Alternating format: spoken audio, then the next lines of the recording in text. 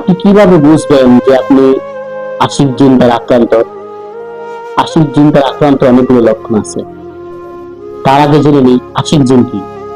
আশিক জিন হচ্ছে, যদি কোনো পুরুষ লোক আশিক জিন দ্বারা আক্রান্ত হয়, সেই ক্ষেত্রে তার কাছে মহিলা জিন রয়েছে, অর্থাৎ যাকে আমরা পরী বলে সম্বোধন করি। এবং যদি কোনো মহিলা মানুষের কাছে কোনো জিন্নাত থাকে, তার কাছে পুরুষ জিন আছে, তাহলে বুঝলাম আমরা যে আশিক জিন মহিলার কাছে আসলে পুরুষ জিন হয়, আর পুরুষের কাছে মহিলা জিন আসে। অর্থাৎ এই আশিক জিনগুলা মানে হচ্ছে এদের উপরে আকর্ষণ করে তারা, তখন তাদেরকে মহব্বত করে, ভালোবাসে, এমনটা তারা দাবি করে।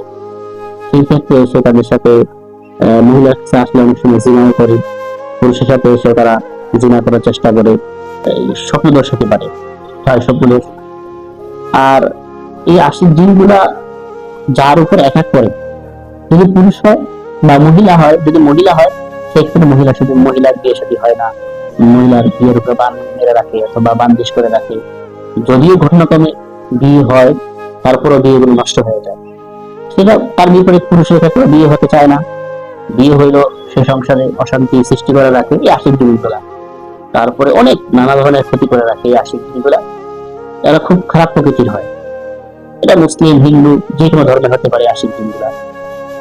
তো এটার কিছু লক্ষণ এরকম, যেমন যদি মহিলার উপর আক্রান্ত হয় আশিক জিনগুলা, মহিলা আক্রান্ত হয়, সেক্ষেত্রে তার শরীরের বিভিন্ন অংশগুলোতে খামচির দাগ থাকবে, চিমটি দ্বারা দাগ থাকবে, অথবা বেত্রাঘাত করলে যেরকম কালো হয়ে ফুলে যায়, ঠিক ওরকম কালো বা সবুজ বর্ণ হয়ে যাবে। এই ধরনের কিছু চিহ্ন পাওয়া যায়।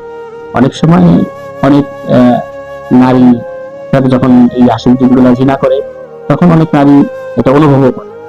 এটা অনেকে এসে বলে যে হুজুর আমি কিছুটা কাজ করতে পারি, তো অনেকে পারে না। ঠিক আছে, এগুলোর অনেকগুলো প্রবলেম হয় এগুলো দ্বারা। এই জন্য আমরা ইনশাল্লাহ এটার চিকিৎসার জন্য নিকটস্থ কোনো রাখি বা রুকাইয়া যারা করে বা ভালো মুদাব্বির যারা আছে তাদের সাথে সদাতে শরণাপন্ন হবে, অথবা আমাদের শরণাপন্ন হতে পারেন ইনশাল্লাহ। আল্লাহ তাআলা আমাদেরকে এই সকল বদ জিন থেকে হেফাজত করুক, আশিক জিন থেকে হেফাজত করুক।